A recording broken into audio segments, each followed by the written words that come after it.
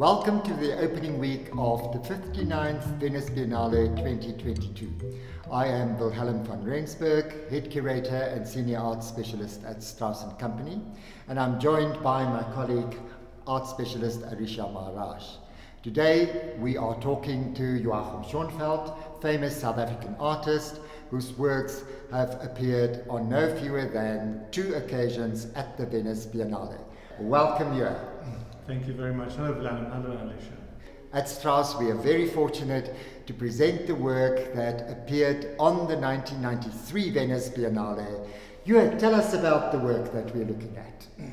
Well, the 1993 Venice Biennale was important in the South African context because it was the first big show that South Africa was allowed to participate in as a country, because, you know, before that was isolation. So none of the works that were invited to go to Venice, because usually, you know, condensed time, were specially made for the Venice Biennale. It was existing works that were chosen from about, if I recall, about 20 South African artists, and is supposed to be representative of what was being produced.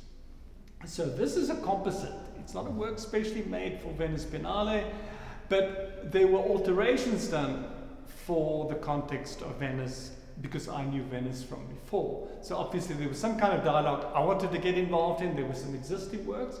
So this is a composite. See, there's a composite. So there's a sculpture at the bottom, there's a sculpture in between, and then there's this dome, which was altered to reflect some dialogue between me, the curator, and the public in Venice. And can you tell us, what is the sort of importance or significance of the three-headed cow?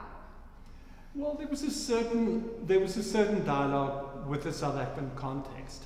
And whenever you do numericals of these things, it usually presents 3 things that coexist as one. I know there's a West African saying that if 2 crocodiles are attached to each other with one single stomach but 2 heads, you know, you have to work together because there's one single stomach. So it deals a little bit with proverbs, it deals a little bit with numerology, it deals a little bit with symbols and so on. And I tried to deal with all of that and resolve it formally. It really was in that context. Now, the interesting thing for me is the fact that you painted the shields on both sides of the carved a wooden cow here, and you also make inscriptions on them. Tell us about those. Well, from the beginning where I made these kind of works, there were 2 paintings to be painted. Usually the one in situ and the other one not. And they dealt with 2 subject matters. Immovable assets that you own, like landscapes, and the collector who on the other side is a collector with all these objects. Movable assets that you own. The work is called Saw or Adaye. What does that mean? Well, I'm not going to comment about the Adaye, but the saw is simply because the pattern that I eventually decided to put around it had a sort of hook-like thing, like those roll saws that you have cutting wood, and this was cut on one of those wooden saws. So the blade of the saw influenced the pattern of it. It was just one of those practical things that I found. And the sort of significance of the dome, obviously above the whole sculpture. Can you tell us about that? Well, that comes from another era to the sculpture, because, you know, you deal with things that you think is important. This was like a piece of architecture that was then taken out of its context and put by itself.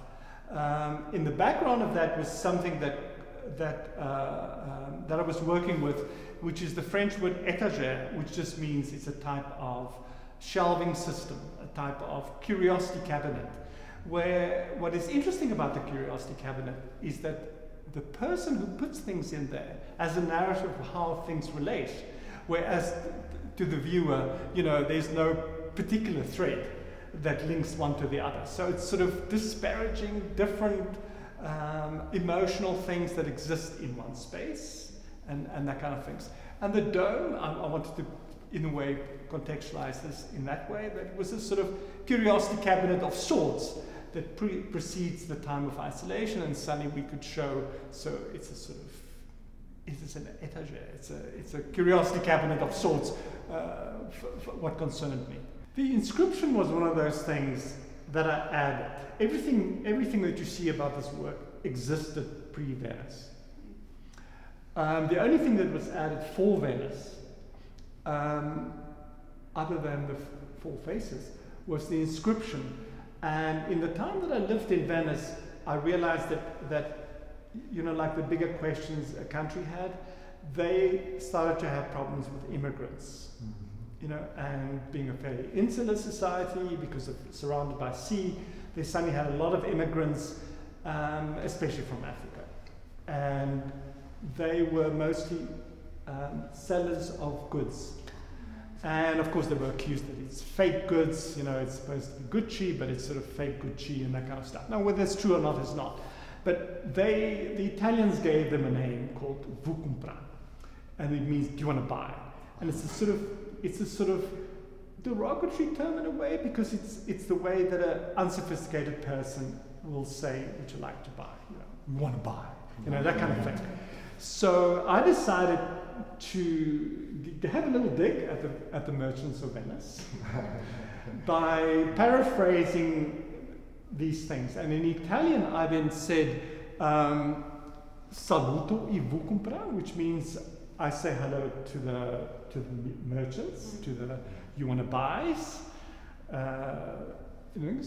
saints, marshals, African brothers, the true merchants of Venice. So it was a little dig, you know, it's this bigger context that you suddenly want to address, and that's why the inscription came on. It's the only one really for the context of Venice. Okay. Now, the other thing interesting for me are the four heads, and if you want, I call them roof pendants, and they are the heads of the eagle, the peacock, the lioness, and the cow. These are symbols that often recur in your work. Tell us about those. They do come from Venice, because in the period before the Venice Biennale, I did live in Venice as a young person, and to understand a lot of art that happened in Venice, you had to understand the religious background to it and how the empire was formed and so on. So very often, for the quick way to explain it, they were the four corners of the world, and they were represented by saints. So St. Mark, St. Paul, and so on. And especially St. Mark, the lion, is the symbol of Venice, of the Serenissima of Venice. On the onset, we mentioned that this work was obviously displayed at the Venice Biennale. And that was, like you said, the first time South Africa participated in about 25 years. And I think the essay pavilion, the theme was contemporary South African art. And so what was your experience like in Venice, in both in the city and during the Biennale? You know, Henry Geldzahler, the famous American curator in 1966 said, you know, in a way, he represented America. You know, and it's the first time America was in a context of a Cold War. He was an openly gay man. He was from Jewish ancestry. But America tried to get a message across, you know, together with the artists that he chose to represent America. And in the catalogue he says, you know, in a way you honor domestic excellence, but internationally you try to show quality. You know, on the Venice Biennale. So I kind of knew these things. I'm a bureaucrat's son, you're aware of these kind of things, that there's always a context behind a context. So when I went to Venice, firstly I knew Venice because I lived there for a little while. Secondly, I knew very well, we're a curiosity of sorts, you know, because people want to see what South Africa was about. And we probably got more attention than we normally would have received if we were just a run-of-the-mill thing. But people were amused by us, in a way, if I could put it that way. So a mixed bag of things. You know, you're all apprehensive about how well will production that was then very local in a South African context, how will that translate into an international context? So were they excellent, like Elsa were talking about, sort of domestic excellence? And does that translate into quality in a big context? And then there's the bigger context, like America and the Cold War, trying to show, you know, how sophisticated they are, and abstract expressionism, pop art, and that kind of stuff. So you're apprehensive about how do these things translate into a bigger scene. Also, as an anthropologist says, you know, you don't serve home food at a wedding. You know, so Venice was a step up, or step, you know, local quality. Does it translate into a bigger context? So it was a complicated era, which was quite overwhelming. And I think you mentioned the mega level of this particular biennale, of the biennales in general. And what is interesting for me is that you moved on from representing South Africa in 1993. And in 2015, you were invited by Okwe Imezor, the curator of that iteration, to be part of the curated exhibition at Venice, and he called it All the World's Futures. So I think that's interesting that you transcended the South African context and joined the global art world. But I think one should never underestimate in what area of art you work.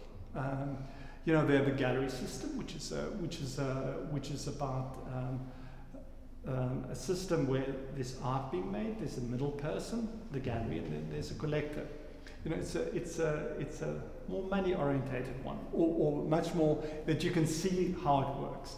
And then there's the Kunsthalle, you know, which presents the region or bigger context and so on. And then there are the biennales. Remember, biennales come from an era of the grand shows to show off how sophisticated countries are, about how competitive they are, and so on. The Eiffel Tower was built in Paris for that, and the Atomium was built in Belgium for that leg, and the Crystal Palace was built in London for their wing, and so on and so forth.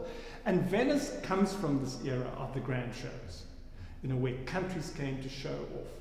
And what was left over was the art section. So it's the oldest one. So in a way, you go to the old show and so on. But you know, it was always designed for countries to show. So the pavilions, the national pavilions, are very important. It's their backbone. Then some curators decided, you know, they also want to show what they think was interesting art over and above what a country thinks is interesting art, you know, because the country's trying to show off a bit or trying to make a point. Whereas with the curators that suddenly decided, like Aquila Bonita Oliva with his Aperto section at Venice, he tried to get younger artists that were thriving, that were showing interesting things, that were sort of a bit subversive, which was a little bit of that and that and that, together with it. So that aspect came in, the curated show as opposed to the national pavilions. And in that way, the curator then became important. A curator was much more identifiable as opposed to just pavilions that was a sort of international dialogue. It also became then an international dialogue of art. You know, how do these young artists all over the world thrive, and what do they represent, and what are their concerns? So it then became quite prestigious to be one of the sort of, it usually is about 100 artists, to be sort of the chosen 100 every 2 years. You know, it's very nice, but with it comes, of course, you have to present works. You have to know what the theme is. So you work much more in a theme as what a country would work in. They ask the countries to adhere to the theme, which they sometimes do, sometimes don't. But if you're an invited artist, you fit into a sort of thinking scheme of what the curator thinks, where things are going. So it was nice to be invited by Imezor. Also, he was quite identifiable because he was the first black curator, of course. So it was a sort of special feather in your cap if you then got invited, because you know, suddenly something is a bit more representative and something this a bit more that and that and that. So it was nice to be invited, but no more stressful than any other one. I mean, you've had quite an illustrious career. I mean, after Venice in 1993, it was Sao Paulo in 1994. You also exhibited in the Johannesburg Biennales in 1995 and 1997. And then in 2008, it was the Gwangju, yeah, in South Korea. I think it was the 8th, yeah. And what are some of your highlights of your career? I mean, what are some of the high points that you've found over the years?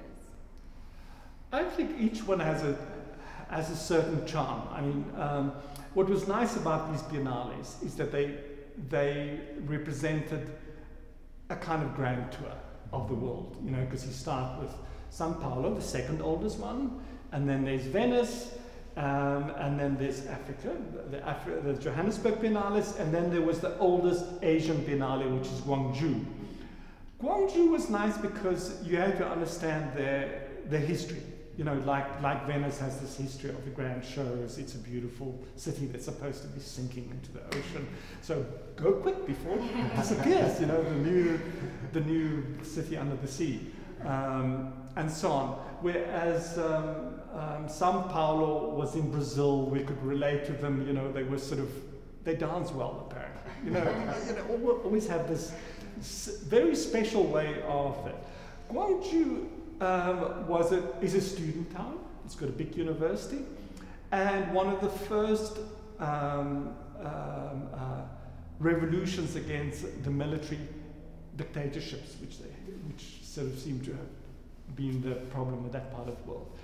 There was then a student revolution, of which some students were shot dead, and it just brought about, people were horrified by it, and brought about this new things that we don't have to do that. And then as a special okay to this new way of looking at things, which in South Africa we had a lot of sympathy with, you then had a biennale to represent the world. So that was nice. It was the oldest Asian biennale. Super efficient people. I mean, the work teams were fantastic. And in between navigating all these, the grand tour of the art world, as you say, also another type of tour I would consider to be all the residencies that you participated in. You know, in 2002 you went to Switzerland, 2008 it was Belgium, and 2011 New York. Tell us about artist residencies. Artist residencies, like a biennale, is of a certain kind. You know, it usually you go on a tourist visa. You can't get a permit to go and work there. So they're usually shorter than 3 months, and not shorter than a month. So you then have to condense what you almost have to do at these places. But it's very nice to go to different places, to see how they work, to enmesh yourself into different cultures. It's also very nice not to find out about their problems. Sort of, if you stay there for longer than 3 months, you know, you then realize that how normal the places are. But for the 3 months you were there, it was just work, and see all these things that are happening. It was artists in residencies are nice. I don't know whether they're so good for art, you know, because it's just not enough time. You do a little bit more of the same in it. It's not enough time to really get swayed by local thinking and enmeshing yourself and so on. So you have to be sort of super focused in a way with what you're doing. So you tend to take an existing project which you never had time to finish, and you go and finish it there. It's very rare that you really pick up, or can in that short space of time, pick up enough things, unless you're sort of a studio artist that, you know, put up another canvas and you paint it. That's possible. But for the kind of work that I was doing, it was very difficult for me to really enmesh myself. I tended not to make any work. I tended just to travel, to see what people are doing, visit the local museum, speak to the local curators, speak to the art teachers, sort of more dialogue-based was my own experience, worked best for me, not for another artist. And I mean, your work has been shortlisted for a few prizes. I think in 2001 it was the, help me out, the Daimler Chrysler Sculpture Award, and in 2021, last year, it was the Stein Award. Yeah, the Hillhop Stein. Yes, yeah. So you've painted this fabulous picture of me on the grand tour of artists in residencies. I am terrible at competitions. I've never won a competition. I've never had a big fat check. So the money I got from art, I paid to school fees, that kind of stuff. So I'm still looking forward to the day that I win a big fat prize. So it was very nice to be nominated, but I've yet to win. Now the other side is also the fact that you appear in a number of catalogues for your own art, for group shows, in reviews, in publications and the like. How important is that for an artist? A person from Goldman Sachs, for instance, to give you a sort of name throw and that kind of stuff, came to Johannesburg because there was some family link through his wife. He bought a work of mine. He'd never heard of me and so on, but he disliked to buy the work from a gallery, and then as he flies back to New York, in the New York Times magazine is an article on me. It does help. It's about context, and about reaffirmation of things and so on. And it's also good for researchers. I mean, you don't always pick things up. The problem with biennales is they're just so big. Kunsthallen are so big. You can never quite grasp everything. So years later, you would look at the catalogue and suddenly you would open to a page of somebody you've met there, and you never realized they were actually that interesting. So they do affirm things. They're great resources for research and so on. And people are in touch with you. They're doing papers on this context, and they're doing papers on that context. But also they do masters in fine arts, and they do and so. So these are all resources. But if you're not written up in these things, for somebody to go back years later, you're somehow lost. So they are a great document to something that has happened, and so on. But they coexist. You do art, and somebody else sees something different in them. I've never tried to correct somebody who wrote something about my work that I didn't like or thought it was not there, because I think it's very important for the onlooker, for the writer, for the researcher, to bring in things, because you don't always know what you're doing. It's very difficult to get distance from work, especially if it takes a long time. So it's like a breath of fresh air. I never thought about that. So all these documents that are there, also refreshes an artist's view about what people see as opposed to what you think it is. So it's from that perspective, it's good for the artist, it's good for the researcher, it's good for the person who researches something to buy. If somebody wants to buy this, there's a catalogue. There's a catalogue called Incrocis del Sud. I think that was what it was called. The Crosses of the South. And so if you wanted to see, what did the work look like in those days, and what did people think about it? It's great. It's really, really fantastic. They don't have to take your word for it. They can read. Yeah. And it's usually written by professionals, so they're kind of coherent and not very emotional about it, and so on. That helps. Yeah. And so what is, what's next for you on the calendar? Well, we have just gone through another type of isolation, which is the 2 years of the pestilence, which I think is not to be underestimated. I mean, we've seen our children being deeply affected by it. And I think our whole social structure have changed with it. So I try to take cognizance of it and so on, but at the same time, artists are not that affected by quietness, because you have to make work. So the problem with artists, of course, is that because you work in silence for long periods of time, and you take them out of their studio at a social, they can't shut up. You know, it's that kind of thing. So it was nice 2 years to make things, but it's not nice to see the figures being published by, you know, the Tate, for instance, that shrunk 14% to 14% of attendance of what they were before that, and so on. So it was deeply affected by it. And probably the work that will come out will reflect this to a large extent. I also have a film project dedicated to the late Okwin Resort, since he was the curator. It's a film based on Woodstock, on Jimi Hendrix playing the Star-Spangled Banner. And this performance was at Venice, but the film was never made. So I'm trying to get my head around that. So it'll be a nice tribute, but in a way that I want it to have energy. So it's taken longer than normal. I need to get my head around it. If you dedicated something, I didn't expect Okwin to die, and he surely didn't say that he was already then sick in those days. But it should be a proper tribute. So there's a film project.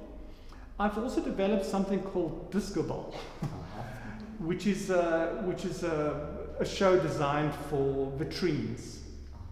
In my residency in Switzerland, I persuaded the local Kunsthalle director that to dedicate a window of the Kunsthalle to student work, which can stay open at night. You know, because it doesn't close down. So they didn't have to curate it. There can be a committee who decides on who goes into the vitrine. So it's a thing that I've developed. And the gimmick about it is that it's this rotating disc. And you put, it's sort of very sympathetic towards sculpture rather than painting. And then at night just swirls around. They show you something beautiful in the great tradition of shop fronts. Shop fronts that shows luxury things and so on and so forth, at airports and that kind of thing. So this is something I've worked on. I've sort of experimented with a gallery in Cape Town now to see how it works. There's a few things that needs to be changed with that. And I have about 4 exhibitions lined up. There's a photographic one, which got together. My first international success before the Venice Biennale, which is a show of photography, and I've also done a show of photography with Okwin. So there's a photographic show. There's also this paperworks of a farm, which is Southern African fauna, made in my usual labor-intensive, hand-embossed things and so on and so forth. And then there's 1 or 2 sculpture projects, which I'll see where that goes. I'm sure you're going to be invited to another Venice Biennale. And in the meantime, if you want to see what Joachim exhibited on the 1993 iteration, please come around. The show will be, the viewing will be up till the middle of May. And if you want to buy it, surely come around Strauss & Company to bid on this magnificent work. Thank you very much. Thank you very much.